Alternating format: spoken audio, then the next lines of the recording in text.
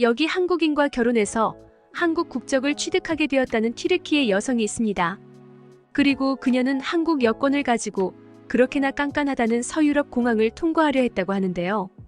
하지만 그녀의 한국 여권을 확인한 직원이 신경질적으로 그녀를 불러 세웠고 그녀는 결국 충격적인 대우를 받고 말았다고 합니다. 세계 여권 파워 2위인 대한민국 여권으로는 못 가는 곳을 찾기가 더 어려울 것 같은데 그렇다면 그녀는 대체 무슨 일을 겪었던 것인지 자세한 내용 살펴보도록 하겠습니다. 튀르키예 여성의 사연입니다. 저는 터키 출신의 네슬리안이라고 합니다. 사실 터키는 몇 년 전에 튀르키예로 국호를 변경했지만 아직까지도 많은 분들이 터키라는 이름을 더욱 익숙해하고 이건 터키 사람들도 마찬가지이기에 저는 이번 글에서 터키라는 이름을 사용할까 합니다. 저는 21살이 되었을 때 꿈에 그리던 한국에 유학을 가게 되었는데요. 저희 집 형편은 터키에서는 꽤나 잘 사는 편에 속하지만 그래도 한국 같은 인정받는 선진국으로 유학을 가는 건 무척이나 부담되는 게 사실이었습니다. 하지만 저희 아버지는 조금 무리를 해서라도 한국에 가는 게 제 인생에 도움이 될 거라고 하셨고 그렇게 저는 한국으로 가게 되었습니다. 처음 온 한국에서 저는 비록 한국과 터키는 경제력이나 문화 차이는 존재하지만 한국인들의 마음씨와 터키인들의 마음씨는 서로 비슷하다고 느꼈습니다. 왜냐하면 저는 돈을 아끼기 위해 대학교에서 꽤나 떨어져 있는 달동네에서 자취를 하게 되었는데요. 그곳 주민들은 자신이 어려운 상황임에도 늘 다른 사람들과 나누곤 했거든요. 어떤 할머니는 집 밖에 커다란 톰 하나를 놓고 늘 과일이나 떡밥 등을 채워놓으셨는데 그 톰에는 배고픈 사람은 한 개씩 가져가라고 쓰여 있었습니다.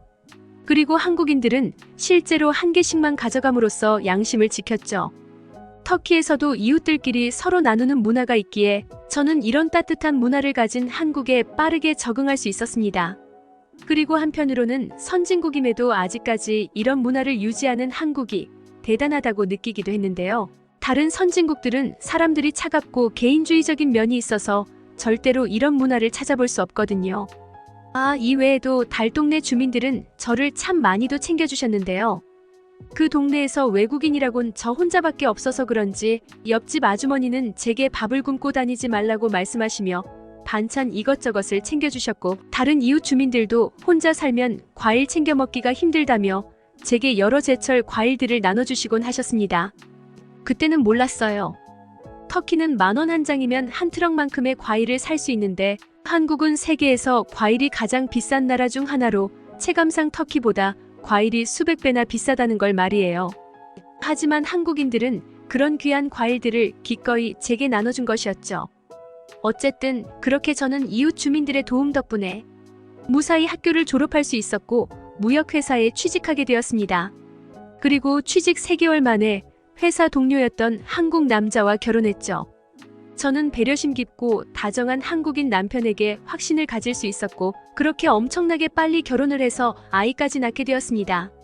확실히 한국은 터키와는 달리 아이 키우기에 너무나도 좋은 곳이었습니다. 일단 한국에서는 아이와 함께라면 누구라도 저희를 귀빈 대우해줬습니다. 한국은 연장자가 존경받고 대우받는 문화를 가지고 있지만 이런 존경받는 연장자분들도 제 아이만 보면 자신의 자리를 양보해준다거나 사소한 배려들까지 전부 베풀어 주셨죠. 아이가 커가면서도 저는 한국의 인프라 덕을 정말 많이 봤는데요.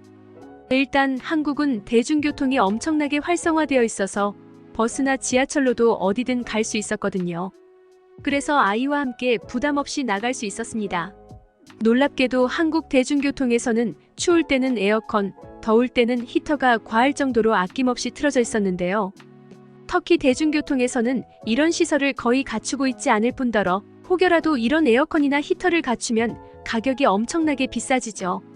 그리고 한국에서는 화장실을 어디에서든 사용할 수 있다는 것도 너무나도 마음에 들었는데 심지어 한국 화장실에는 아이 기저귀를 갈 수 있는 시설과 아이용 변기까지 갖춘 곳도 많았기에 저는 역시 이런 게 바로 선진국이구나 싶었습니다. 터키에서는 아이를 위한 화장실은커녕 그냥 일반 화장실조차 찾기 힘들기 때문에 아이가 급하게 화장실을 원할 때 그저 으슥한 곳에서 대충 해결하고 와야 하는 경우가 많거든요. 그렇게 저는 한국의 선진적인 인프라에 늘 감사함을 느낀 채 살았고 제가 한국에 온 지 8년이 지났을 때 저는 회사에서 중요한 업무를 맡게 되었습니다. 그건 바로 해외 파견이었는데요. 물론 저는 서유럽 국가 출신은 아니지만 그래도 유럽의 문화를 어느 정도 이해하고 있었고 영어도 회사에서 가장 잘했습니다. 또한 저는 사업가인 아빠를 따라서 서유럽 국가들을 몇 번 경험한 적도 있죠. 아빠는 제 식견을 키워주기 위해 저를 종종 선진국에 데려가시곤 했거든요. 더벌류하지만 저는 이때의 경험을 별로 떠올리고 싶지 않습니다. 유럽 어디를 가더라도 저희는 터키인이라는 이유로 꽤나 살벌한 취조를 당해야만 했거든요. 너 터키 사람이야? 우리나라에 테러를 하러 온 건 아니겠지? 현재 터키 경제 상황이 말이 아니던데 이곳에 들어오려고 하는 이유를 솔직히 말해. 이곳에서 조금이라도 문제를 일으켰다간 가만두지 않겠어. 저는 그들보다 경제 수준이 떨어지는 나라인 터키에서 산다는 이유 하나만으로 비범죄자 취급을 당했고 가끔 공항 검색대에서도 과도한 검사를 받아야만 했습니다. 다른 유럽 선진국 출신의 사람들은 그냥 통과하는데 터키인인 저를 비롯한 후진국 출신 사람들은 전부 붙잡혀서 온갖 수치스러운 보안 절차를 거쳐야만 했거든요. 속옷 안에 뭔가를 숨기고 있는 것 같다며 팻다운 검사를 실시하기도 했고 때로는 바지를 내려서 안까지 봐야겠다며 몸 구석구석을 확인했죠. 물론 그건 공항의 규정이니 어쩔 수 없지만 일부 직원들은 제게 끈적한 눈빛이나 성적인 말을 건네기도 했습니다. 그들은 그저 사리사욕을 채우기 위해 제게 수치심을 준 것이죠. 저는 그저 국적 때문에 이들에게 장난감 취급을 받았다는 사실에 엄청난 모멸감과 수치심을 느껴야 했습니다. 그래서 살면서 다시는 서유럽에 가는 일은 없으리라 다짐했는데 마침 일 때문에 다시 서유럽 국가들을 방문하게 된 것이죠. 그때와 다른 점이라면 지금은 터키에서 한국으로 국적만 바뀐 것이었습니다. 사실 별거 아닌 것 같지만 이 변화는 꽤나 크다고 할 수 있는데 한국 여권은 세계 여권 파워 2위로 터키 여권과는 달리 서유럽 모든 국가들을 무비자로 통과할 수 있거든요. 한국에서만 8년을 살다 보니 이 나라가 대단하다는 것이 너무나도 익숙해지던 참이었는데 역시 세계로 나가보니 한국은 전 세계가 알아주는 강대국이었구나를 새삼 느끼게 되었습니다. 그렇게 입국 수속을 기다리는 수많은 사람들을 뒤로한 채 한국 여권을 가진 저는 무비자로 통과하려던 찰나 갑자기 공항 직원이 저를 불러 세우더군요.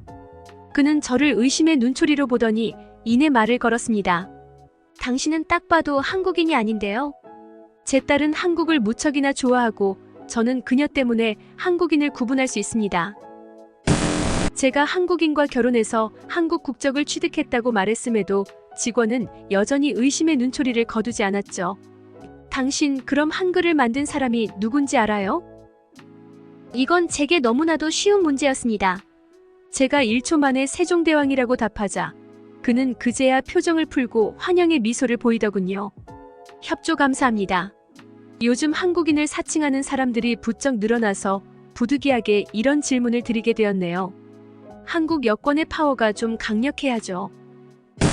그러고는 그는 자신의 딸이 좋아하는 K-팝 그룹이라며 여러 아이돌을 보여줬는데 한국의 문화는 이제 한국인들보다 외국인들이 더 좋아하는구나 싶어서 한국이 자랑스러워지기도 했네요. 그리고 한국인이 되고 싶어하고 한국인을 사칭하려는 사람들이 얼마나 많으면 이런 질문까지 준비했을까 싶기도 해서 저를 한국인으로 받아준 한국에 감사한 마음이 들기도 했습니다. 물론 약간의 허탈감이 들기도 했습니다. 8년 전과 저와 지금의 제가 다른 점이라면 그저 터키인에서 한국인이 된 것뿐인데 선진국 입국이 이렇게나 쉽고 편한 것이었다니. 그리고 공항 직원들이 이렇게나 친절한 존재였다니 뭔가 허무하기도 했거든요.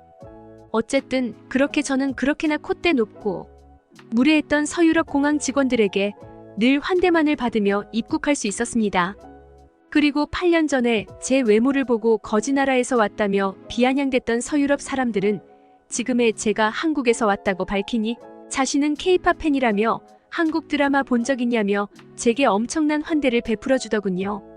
심지어 몇몇 사람들은 한국 남자를 대체 어디서 만났냐며 한국인과의 연애에 관심을 가지기도 했죠. 사실 저는 이런 전 세계 사람들의 열광적인 한국 사람에 조금은 당황하기도 했습니다. 왜냐하면 사람들은 선진국 출신이라고 해서 무조건 사랑받지도 않고 강대국 출신이라고 해서 무조건 환대받지도 않거든요. 예를 들면 미국은 부정할 수 없는 세계 최강이지만 미국인들은 통제도 안 되고 너무 제멋대로라고 싫어하는 사람들도 많습니다. 또한 중국도 강대국이지만 중국을 제외한 모든 나라 사람들이 중국인들을 싫어하죠. 하지만 한국은 강대국이자 선진국이고 모든 사람들이 한국을 좋아합니다. 이건 아마 한국의 경제와 문화 수준이 높을 뿐만 아니라 그간 한국인들이 해외에서 모범적인 모습만을 보여왔기에 어딜 가든 인기가 많은 것일 테죠. 저는 한국인들이 쌓아올린 좋은 이미지를 제가 누려도 되는 건가 싶어 약간의 죄책감이 들었고, 그러한 죄책감은 제가 어딜 가든 한국인임을 잊지 않고 늘 모범적으로 행동하게끔 이끌었습니다. 불과 수십 년 전까지만 해도 터키는 한국을 위해 6.25 전쟁 병력을 파견해주고 여러 물자들을 지원해줬지만 이제 두 나라의 경제력은 완전히 뒤바뀌었고, 그렇게나 가난하던 한국은 서유럽에서도 인정받는 강대국이자 선진국이 되었다는 사실에 뭔가 알 수 없는 감동을 느끼기도 했습니다.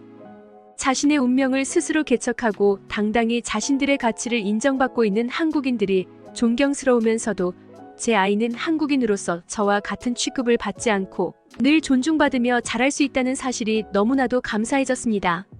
끝까지 시청해주셔서 진심으로 감사드리며 여러분들의 구독과 좋아요, 알림 설정은 영상 제작에 큰 힘이 됩니다. 듣기 주셔서 감사합니다. 오늘의 영상은 이게 전부입니다. 모두가 건강하길 바랍니다.